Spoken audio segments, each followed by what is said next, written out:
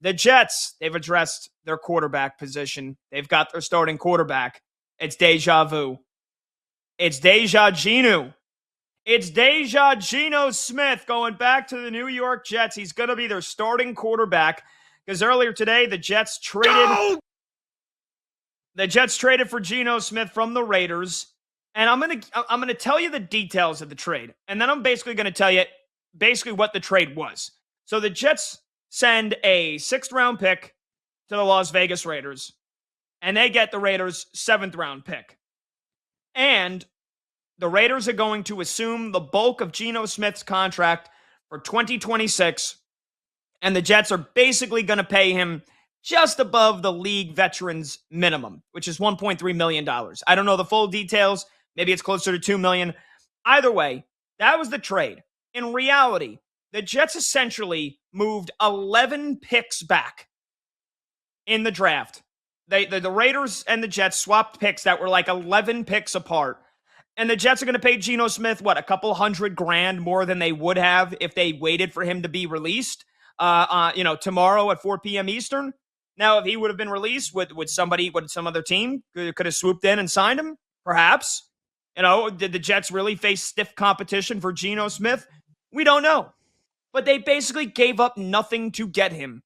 And Geno Smith's not, turning the Jets into a 7 or 8 win team. They still have massive holes. That being said, the Jets have done a nice job in free agency so far. They've addressed a lot of that defense, and we can talk about that in a bit. But just the trade for Geno Smith here, Brad. I know we were arguing in the break, you, me, and producer Brandon Combs. We were arguing about it. The Jets, there was no quarterback that they were going to add that would have made them a playoff team or anywhere close to it. So they reunite with Geno Smith. They're going to have him for a year, and if he stinks and if he looks like he did last year in Vegas, they're going to cut him. And they got 3 first-round picks next year and 5 first-round picks in the next 2 years. And if Geno Smith is competent enough where they could build a little bit of culture, they can win a couple of football games, and Aaron Glenn keeps his job, then you know what? Then it was mission accomplished. I don't have a problem at all with Geno Smith going back to the Jets here, but I guess it's easy to point and laugh at the Jets, Jets. Yeah, as I always say, they're at the bottom of the East River because the Jets just continue to fail. Now, I don't think this is a terrible move by any stretch of the imagination based on the arguments you just laid out. I mean, he's going to be dirt cheap. And it's not like the Jets were going anywhere anyway. They're going to be pure puddle jumpers through and through this season. He got Garrett Wilson there, whose career is just wasted. I mean, he's a true blue WR1 man. He would look great in a New England uniform, wouldn't he? But he is, of course, going to be a member of this organization. Breece Hall's going to be back as well. They made all kinds of defensive investments. I still think this organization at most is going to win 5 or 6 games this upcoming season. But, I went back, I looked at the numbers for Geno and such a disastrous campaign with Las Vegas last year. And honestly, he smelled a little bit better. He wasn't a complete corpse flower. He was kind of rosy in a couple of categories. The proof and evidence and point, he was number 8 in adjusted completion percentage among all eligible NFL quarterbacks last season, as tracked to PFF. He was number 10 in the NFL in red zone completion percentage. That ain't too shabby.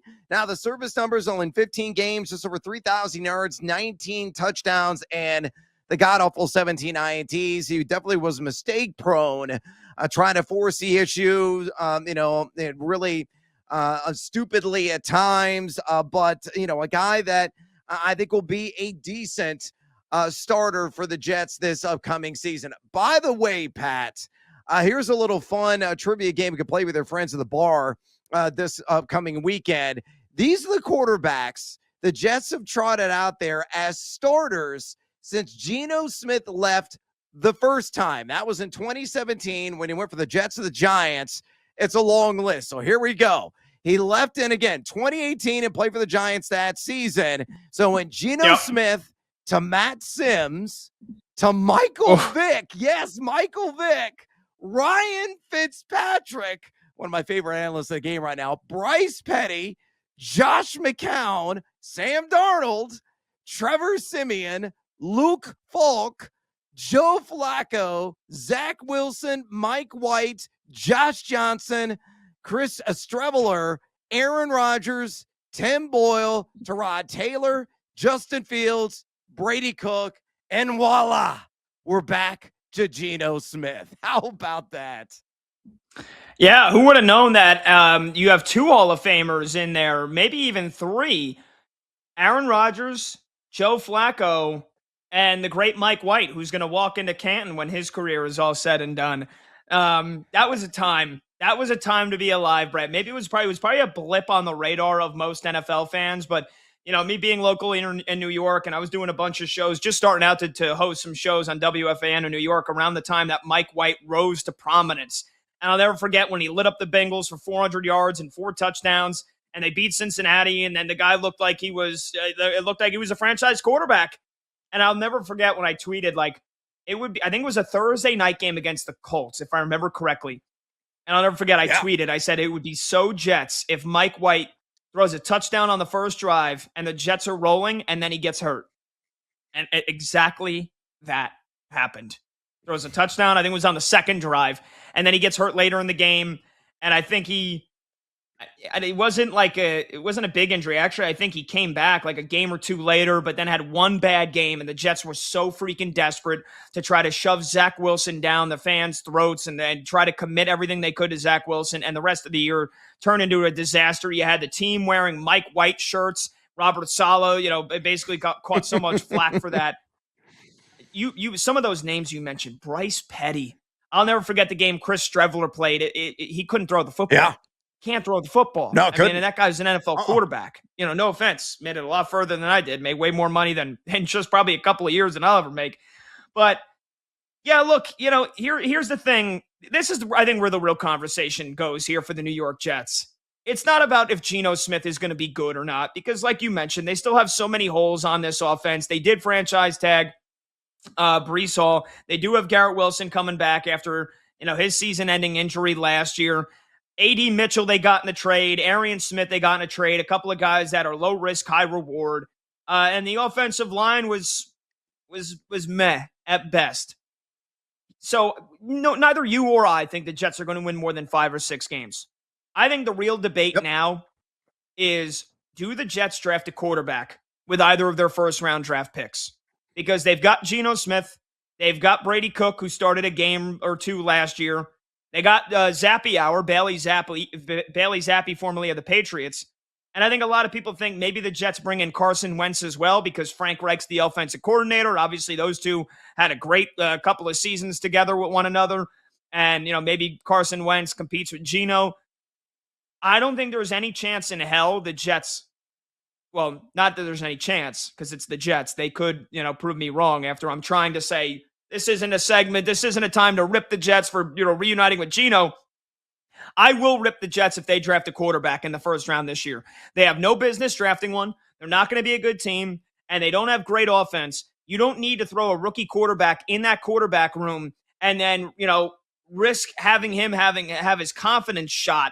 The Jets should just play Geno. If they want to sign Carson Wentz, if Geno stinks, go to Carson Wentz. You want to get a couple of games out of Brady Cook or Bailey Zappe and see if we see a miracle from either of those two, which we won't. Great. You don't need to draft a quarterback and waste one of those 2 first-round draft picks you have on top of that for a kid that's not going to be ready, for a weak quarterback class and an offense that isn't where it needs to be yet to introduce a rookie quarterback. So that's where it is for me. You got Geno. Do you draft a quarterback this year? My answer for the Jets, hell no. Wait until next year, because you got 3 first-round picks to do it next season. Well, look, they could be in love with Ty Simpson, for example, and if he were to fall to them with one of their picks, they may entertain his services. They may think he is the quarterback of the future, and maybe the quarterback of the immediate future could be in the starting lineup by midseason. But that's up to the scouts. That's up to the admins in that organization. I'm with you, man. What Geno Smith does is he's going to be a spectacular tanker. And that's exactly what you need for this organization. Just lose, baby. Go out there and, collect those 5 or 6 wins. Have a top 5 overall pick. A much deeper quarterback class. If you don't invest in Ty Simpson, that means the problem's going to be solved the following year. And the quarterback market, as you mentioned, is a much deeper, more talented quarterback class going to be available in the 2027 NFL draft. So I think, the end game here, like 4 or 5 years from now, we're going to look back on this and be like, oh, you know what? That move made sense. Bringing Geno Smith in, they did invest in Ty Simpson. They waited till the following year. They got whoever it may be, and that guy proved to be the actual franchise quarterback and a guy they can lean on his arm and his services for the next 10 years. That's what the Jets sorely need. That will bring them back to relevancy. And I think eventually we're going to see it. Maybe they see it with Ty Simpson this year. They're going to make a move regardless, this year or next. They're going to find their franchise quarterback. And hopefully, for the sake of the broken-hearted Jets fans, that quarterback will actually be, I don't know, at least semi-productive. Well, that's the thing here. I don't want him to draft Ty Simpson because I don't think he's going to be ready. And then you're jerking around with, trying to start the year with Geno Smith. Then maybe you go to Ty Simpson. Like, just wait till next year. And if the Jets and Geno Smith are as, probably what we think they are, a 5-12 or a 4-13 football team, you got 3 first-round picks next year. You could do whatever the hell you want with them. You could pick your quarterback with the first pick. You could trade 2 of them to move up to the top 2 or 3 picks, and then just play that quarterback right away. That's what I want the Jets to do. Don't do this half-ass, half-in, half-out thing. We're going to draft Ty Simpson. Maybe we play him 5-6 weeks into the season, but if he's not lighting the world on fire right away, then we're going to draft another quarterback next year, like Josh Rosen style. No, I think that's the worst thing that they can do. So I don't even want him to touch a quarterback this year. Have Geno play. And look, and I'm not in the business of trying to defend Geno Smith and tell you that he's going to go back to, his Seattle days from a couple of years ago where they was routinely winning 10 games and had a completion percentage near 70%. But let's remember what the Raiders had this year. They had no receivers, none. All right, they traded Jacoby Myers halfway through. Maybe before that, they had no receivers. It was Brock Bowers and it was Ashton Genty who couldn't break through the line of scrimmage because the offensive line was so freaking terrible. So Geno Smith was not in a position, and his offensive coordinator was Chip Kelly. All right, Chip Kelly stinks as an NFL mind. Horrible. Every time he's been in the NFL, he sucks. Head coach, offense coordinator, play caller, it does not matter. So, and I'm, again, not saying Frank Reich is any better or that this Jets offense is going to be scoring 25, 28 points per game, but the Jets could have made worse moves. Combs is in our show chat. Oh, I would have taken a shot on Trey Lance. I would have traded for Tyson Bagent. Guys that Trey Lance. Trey Lance? Trey Lance never had success. And a lot of you Bears fans are falling in love with Tyson Bagent. You're like, no, don't trade him because Ben Johnson's talking the guy up because they're trying to increase his trade value. Like, the Jets could have made worse moves. They're bringing in a veteran. Aaron Glenn is coaching for his job this season, right? You agree? Aaron Glenn's on the hot seat, right? After 1 year? Yeah, I think he is. The leash is extraordinarily short. There's no question about it. And if they only win 5 or 6 games, the axe may fall on him. He may be the fall guy in this entire equation. And maybe that is the modus operandi of what the organization at the top level is trying to do. Yeah, I don't know if they're trying to tank. Again, I don't think they're trying to lose games. And maybe you could say, well, shouldn't they have made a better move at quarterback? Shouldn't they have brought in somebody else? And again, who would that be? Like, who would people rather the Jets have signed here? Kirk Cousins, who may or may not even want to freaking come to the Jets, and he can sign for a better team in free agency. He has also hasn't even been released officially yet, so they would have had to trade for him if they would have had to do that today. They could have waited tomorrow to try to get Kirk Cousins. He might tell the Jets, yeah, screw off. I'm not playing for you guys. I'll be a backup elsewhere with a team that's a playoff team and play for you guys. Same thing with Kyler Murray. If we feel like it's a foregone conclusion he's going to Minnesota. He doesn't want any business to come to the Jets. So if not Geno Smith, who should they have gotten? Again, the Jets have spent a lot of money here in the first 36, 48 hours of free agency, and I think they've done a pretty decent job. They've signed a bunch of great defenders, a bunch of great defensive players, and Aaron Glenn's going to call the plays on defense this year.